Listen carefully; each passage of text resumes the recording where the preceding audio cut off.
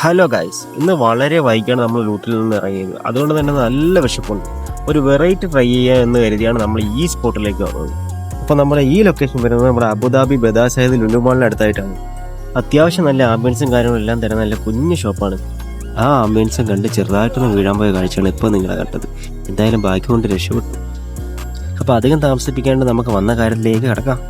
അപ്പോൾ നേരെ നോക്കുമ്പോൾ കാണുന്നതാണ് ലുലു മാൾ. ലുലു മാളെല്ലാം കണ്ടിരുന്നപ്പോൾ നമ്മൾ ഓർഡർ ചെയ്ത ഫുഡിങ് എത്തി.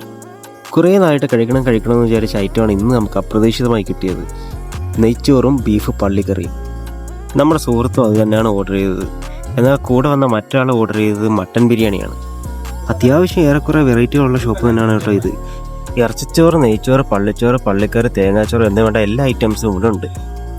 എന്തായാലും നമുക്ക് കിട്ടിയ ആ ഗീ റൈസിലേക്ക് ഞാൻ നല്ല ചൂടുള്ള പള്ളിക്കറി എടുത്ത് ഒഴിച്ച് നല്ലോണം ഒന്ന് മിക്സ് ചെയ്തു. അപ്പോഴാണ് ആ ചമ്മന്തി ശ്രദ്ധയിൽപ്പെട്ടത്. ആ ചമ്മന്തിയും പപ്പടവും വെച്ച് നല്ലോണം ഒന്ന് മിക്സ് ചെയ്ത് ഒന്ന് കഴിച്ചു നോക്കി. നല്ല അടിപൊളി ടേസ്റ്റ് ആയിരുന്നു. എൻ്റെ ഒരുപാട് നാളത്തെ ആഗ്രഹത്തിന് ശേഷം എനിക്ക് അപ്രതീക്ഷിതമായി കിട്ടിയതാണ്. എന്തായാലും എന്നെ നിരാശപ്പെടുത്തിയില്ല. ആ ബീഫിൻ്റെയൊക്കെ ഒരു ക്വാളിറ്റി നോക്കിയേ, ഒന്ന് തൊടുമ്പോഴേ പൊടിഞ്ഞു പോകുന്ന പീസ്. നല്ല അടിപൊളി ടേസ്റ്റ് ആയിരുന്നു.